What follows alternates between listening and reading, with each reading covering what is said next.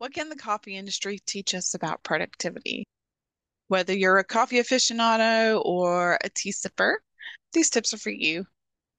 Hi, I'm Jennifer, and I've spent over a decade in the specialty coffee scene as a barista, manager, shop consultant, and business owner. So now I'm diving into the world of productivity consulting, and let me tell you, I've uncovered a lot of golden nuggets that can totally transform how we tackle your daily grind. So today I'm going to share 5 productivity lessons from the coffee industry for your own life. First up, let's chat about brewing with purpose. Just like you're not going to see a barista just throw any coffee grounds into a cup and hope for the best. Don't tackle your task without a game plan recipe. Like each coffee drink has its own special recipe, even if it's a black coffee with a pour over. There's a recipe to it for the water ratio to beans and things like that. So you want to make sure you've got some sort of guide to start with before you get started. So one major takeaway from the coffee days is power of intention. Every cup I crafted had a clear purpose, and that principle can totally apply to our daily routine. Before you dive into your workday, while you're brewing your coffee or your tea, take a few minutes and get some clear, specific goals while you're waiting for it to brew. So instead of saying something like, I'll just work on that project, it's specific. Aim for something more like, I'm going to outline and start writing the first draft of that client proposal. This clarity is going to keep you so much more focused, and you're way less likely to go down that dreaded rabbit hole of distractions. I know, I know they're cute, but we gotta stay focused, at least long enough to get things done. So when I first started making these YouTube videos, I was so fired up. I knew my audience, but I didn't have a clear goal on the specific video. Of course, the first videos are about productivity tips, but they ended up feeling like a hot mess because I just tried to cram way too many ideas into one video. It was like brewing every drink on the coffee menu. It's overwhelming and you feel like shit after trying to consume it all. So I decided to get my act together because I was really excited about doing YouTube and define a clear goal for each individual video. For example, for this video, I wanted to focus on some transition content about how coffee industry and productivity go together. So for this video, I focused on what the coffee industry lessons I have and teach us about productivity. So I outlined a structured approach, like an intro, a step-by-step guide, and personal story, and how these lessons have impacted me in my own productivity. Needless to say, the shift has been a game changer. And knowing the structure of the video, I know this video is going to be way more engaging and get some great feedback. And having a clear purpose can seriously elevate your work, whatever content you're creating, whatever you're doing for your clients. So just like brewing, coffee requires intention, like the type of bean, the measurements, and all of that. Approaching a project with a clear goal can lead to so much better outcomes. So just take a moment, define what you want to achieve this morning, today, and you're going to be so amazed that once you're super, super focused on what you're working on, you're going to get so much more done in way less time. And I want to hear your goal setting stories. Share them in the comments below and let's inspire each other. Next, let's embrace a routine, like getting to your favorite coffee shop and all the drinks taste the same each day, every time, right? So consistency is everything in the coffee world, and it can work wonders for your productivity too. Okay, now, yes, I know you're probably sick and tired of hearing be consistent, be consistent, be consistent. Everyone says it. Business and productivity, yes, I get it. And I understand that this word can have such a negative feel to it. So I like to call it a cozy routine. Instead of being consistent, let's create a cozy routine. Now, routines can feel really good at first because you've got that structure. But after a while, we get bored doing the same thing over and over. And because we're bored, we tend to fuck up the routine. And then we stop doing the thing altogether because it doesn't feel challenging enough, or it just starts feeling like a chore. And this is just such a vicious cycle. So, to help with this, start by mapping out your day. Identify like your peak energy times throughout the day and schedule more physical or mental tasks during the higher peak energy. Now, this is something you're going to have to be more self-aware about, and it just takes some time to figure out. But once you figure it out, it's going to make your life so much easier. Other than knowing your peaks for energy throughout the day, make sure that when you do a schedule or when you plan your day, you plan your week, leave white space. That way you can have flexibility. That way you can move things around if needed. And that way you don't have to do the same exact thing every day. Maybe you do a variation of it. So maybe you have like a little sticky note and you've got like three options of what to do. Or maybe you have theme days, or you do certain things at certain times of the day. So it doesn't have to stay the exact same. It's not concrete. Like you can change it up as far as behind the scenes task type theme days. I don't mean content theme days. Talk about for like admin days, editing days, content creation days, that kind of stuff. Maybe switch up your days when you do it. Maybe switch up the times just to make it feel a little different. But also remember that this being bored with this structure also means you don't have to think so much. Like the whole point of having a routine is so you just get to the point where you're automatically doing it all the time without thinking. And don't forget those coffee breaks throughout the day and naps. We gotta have a nap too. You gotta have that mini recharge for when you have the lower energy dips that I mentioned. So use that time to step away from your desk, go stretch, take a walk outside. Like I said, take a nap. Just take a break. Give your give your brain a little break. I used to wake up and just dive straight into work, and I would hurry and put a drink together that was just about getting the caffeine. But then I realized I was burning out faster than a poorly brewed pot of coffee. And now I've got a morning ritual. And so I'm focused on the brewing process, all the sensory that comes with it. And it's forced me to slow down. Of course, chronic illness has also forced me to slow down a lot, just in general. You don't have to go so fast. You can slow down to speed up.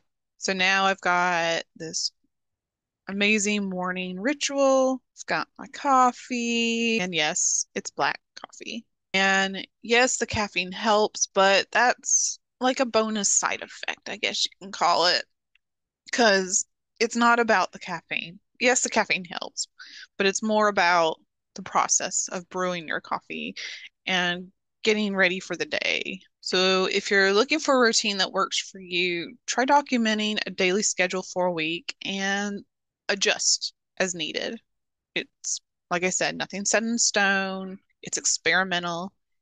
It's all about adapting and tweaking things and figuring out what works. And sometimes that can take a little bit. And that's why clients love working with me because I help them figure that out so much faster. Quality over quantity.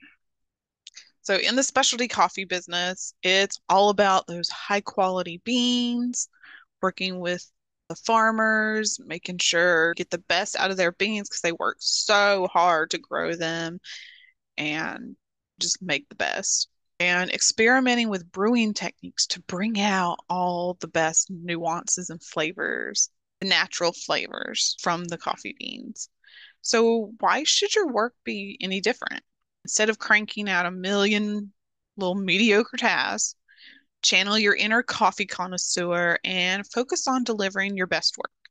Now, I'm not saying be perfect. We're only human, and that's impossible anyway, okay? So this isn't about perfection. This is simply do your best and be okay with it. Don't slap something together just to get it out.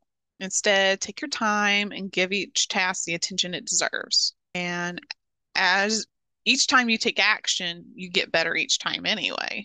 So I once had a client who needed an intensive day of planning instead of doing like a longer term one-on-one consulting program. So instead of rushing through a planning day, I took an extra day to prep before our call.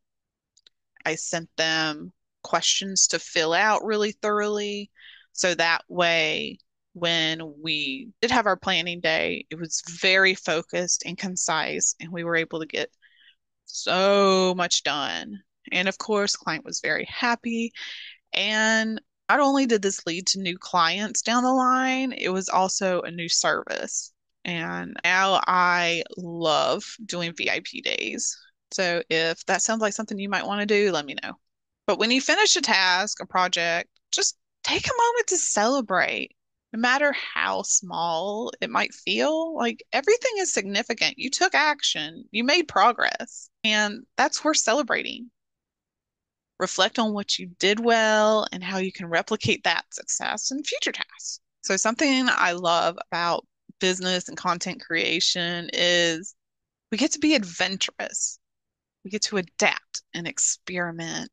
And just like baristas are always trying out a new brewing method, tasting different coffees, and trying different roasts to see how to make it the best it could possibly be open to testing different productivity strategies. There is no one productivity strategy that works for everybody. And what works for me might not work for you, and that's okay. But all of these techniques work. It's just a matter of figuring out what works best for you, whether it's one of them or a combination of them kind of thing. So be open to trying something different because when you're doing the same thing and you're not getting the results, then clearly something needs to change. Like I said, don't be afraid to shake things up. Experiment with techniques like the Pomodoro method, which personally doesn't work for me. I'm more of a sprinter, whereas you work in focused like 20 to 25-minute bursts followed by a short break. Or you could do something like time blocking, which works better for me, but it's not perfect, where you assign specific time slots for different tasks. And again, not every technique is going to work for everyone. So test something for a couple of weeks. That way you can actually see if you get into the feel of it and it works or not, and then go from there. So being obsessed with all the productivity stuff. Of course, I had to jump on the productivity app bandwagon, trying all the different things, but it just cluttered everything. It just cluttered my workflow. I got so overwhelmed. And after some trial and error, I found out using ClickUp for the individual tasks separately from my Google Calendar. Because if every task is on my Google Calendar, it feels so overwhelming. So I do more of the time blocks for what I'm going to do for the day. So, for example, like on Google Calendar, I'm going to do work for this client. And then in ClickUp, I'll have the individual task I need to do for that client for the day, if that makes sense. And this is after using a paper planner all my life. I actually switched from paper to digital, and that took a while. It took a long time for me. I also love Rocketbook notebooks and planners for like initial planning and brain dumping, because for me, I am better at writing those out, but I don't want to lose them. I need to be able to search for them.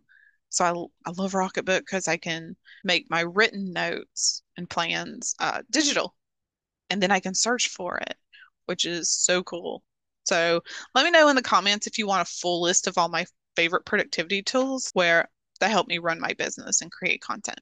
But I encourage you to try a different productivity method this week and only if it makes sense and see how it goes. You might just discover a new way to work or do a variation of a technique or something. Another lesson from the coffee world is that coffee shops are just buzzing with social interaction and you can create your own little productivity hub. Okay, I know people are wearing headphones more too, being in coffee shops. So maybe not as much, but the whole point is to create community. So go to networking events locally or online and other networking groups. So connect locally with other business owners, peers, or colleagues. And make sure these are people who also kind of get being what it's like being a business owner, creator, when most people don't understand what you're going through. And because they also share your passion. And it's fun hearing what everyone's passionate about, whether you care about that particular thing or not. Like for me, just hearing about other people's passions just get me so motivated and excited just because they're so excited about something. It doesn't matter if I think the thing is boring. They love it, and I feed off of that. So consider starting your own networking group online or in person and swap ideas, tackle challenges, cheer each other on. So it would be more like a mastermind kind of setting, I guess. So working from home as a solopreneur at the moment, as much as I love it, it eventually gets lonely. But once I started networking locally and online, I started being able to get more motivated because I did find these other people who did understand me and I could talk about the challenges with. I found a couple biz besties where I have a biz bestie locally and one online. And so we'll chat ever so often, see how each other's businesses are going or see what we're struggling through. Just talk things out, give feedback. Just having that outside perspective can be so helpful. And then it's crazy how much more productive you can feel and how much more you can get done. This is why I also love co-working sessions online and in person. Plus, you get the bonus of being accountable, knowing others are going to be asking what your tasks are after. So if you're looking for, so if you're, so if you are looking to connect with others, join a local meetup or an online community like my Purposeful Pathfinders group program. You never know what ideas and inspiration is going to come from those, just being around other people. All right. Remember, it's not about grinding away at your tasks. It's a brew, it's about brewing up a life that is rich and flavorful and oh so satisfying. Now go out there and make your workday as delightful as your favorite morning drink. Also, don't forget to subscribe, like, and share. And if you'd like to support this channel, I've even started a tip jar and you can find that linked below as well. All right. And don't forget, check out this video next.